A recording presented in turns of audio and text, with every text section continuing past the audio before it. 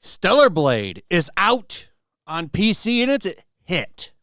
So here's where we're at. 3 million copies so far have been sold across 2 platforms. One being PS5, 2 million.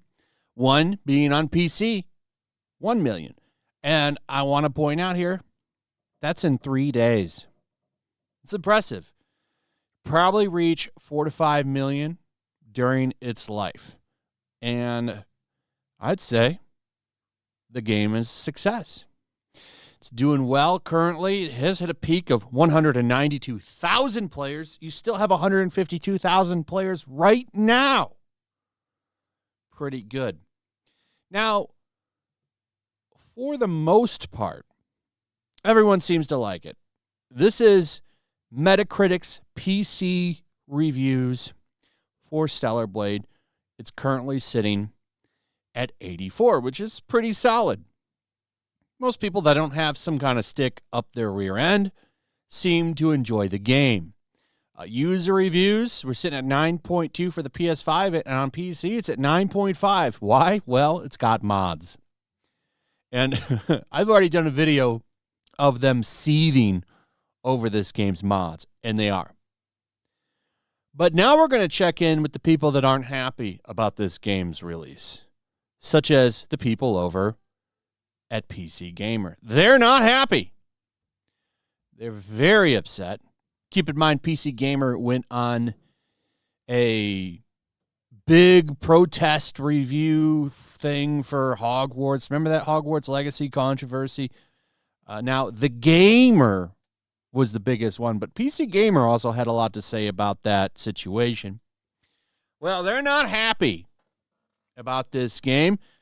Currently at a 68. Not my favorite rendition of sexy, souped-up soldier saving humankind. So this journalist, not happy about the sexy Eve. And it's funny, this is an entire article bitching about the fact that she's sexy and that she wears skin-tight latex and lingerie. She's not happy about that. But what's funny is she's been exposed. She does like sexy characters and a little bit of degeneracy. However, it's only if it's weird and gay. So Grums posted this. Got a couple tweets from him because they're really funny. This is the journalist who covered that. So not a fan of Stellar Blade, but he is a fan of Date Everything, where everyday household objects are turned into love interests, like the fridge and a butt plug. So this character right here is the personification of a butt plug. So this is a butt plug turned into a human, okay? And they want you to know this is amazing. This game is groundbreaking. It is the bestest ever. You can date a butt plug turned into a human. Amazing. That game, 10 out of 10. It's the best. Wow. This is what we needed. But of course, Sexy Eve, now that's terrible. Now that is awful. We can't have that because that is a sexy male gaze made character. Got to get rid of that. But a person turned into a butt plug, now that, ladies and gentlemen, that's hot. Never forget that these journalists, and I'm not saying it's Molly, but there is a guy, I think it's Luke Plunkett, for Kotaku, wrote a whole article about which butt plugs are best used for video games. So you can make the ones that vibrate, right? And you hook those up through a mod, and that way you can play Animal Crossing with it. Now, I would be willing to guess Luke Plunkett is also not a fan of Stellar Blade. Probably doesn't like Stellar Blade. Just a thought. Because we got to get rid of that male gaze. Anything that appeals to the cis heterosexual man That's a problem. It's got to go. But degenerate games where you can date refrigerators that turn into people, absolutely awesome. Absolutely amazing. That is what we need. You want to know why video game journalists are losing their jobs left and right? It's because of shit like this. Nobody relates to this. Nobody wants this. And this is pretty much where they're all at in a nutshell, is garbage like this. Let's read this.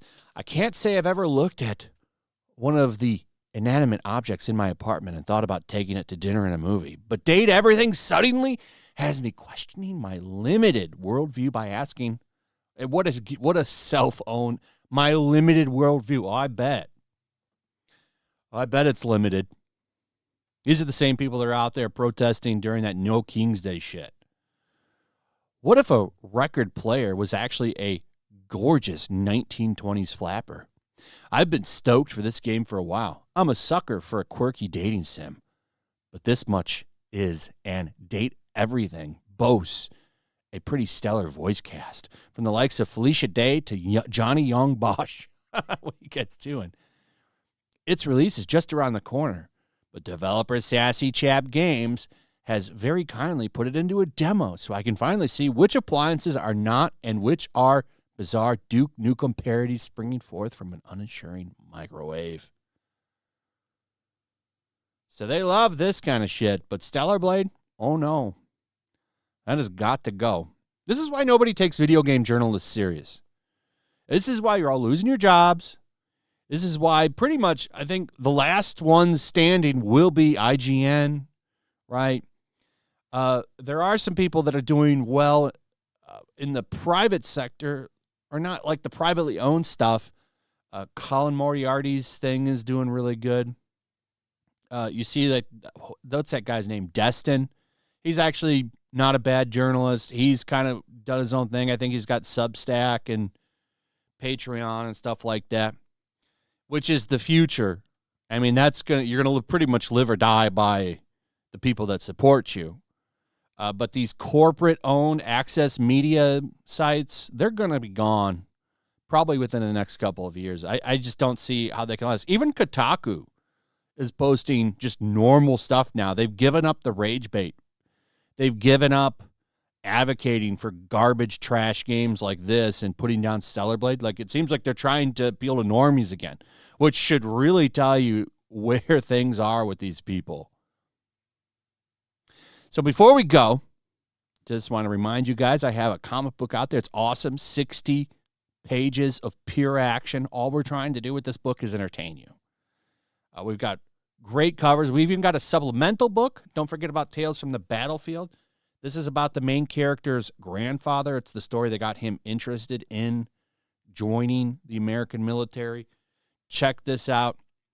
And like I said, 4 amazing covers. We got our beautiful foil cover here.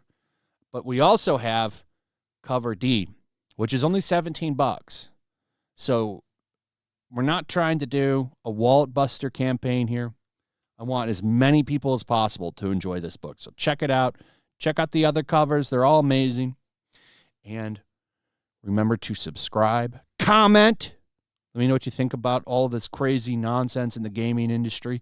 Also, if you would, please like, subscribe, share the video, hit that notification bell, and we'll see you on the next one. Peace. The year is 1945. World War II rages from the halls of Buckingham Palace to the shores of the Nile River. Even now, the clash between freedom and tyranny is about to boil over. Somewhere in North Africa, 2 American flyboys are soaring high on a reconnaissance mission, searching for clues to a peculiar new obsession with the occult gripping the Nazi high command.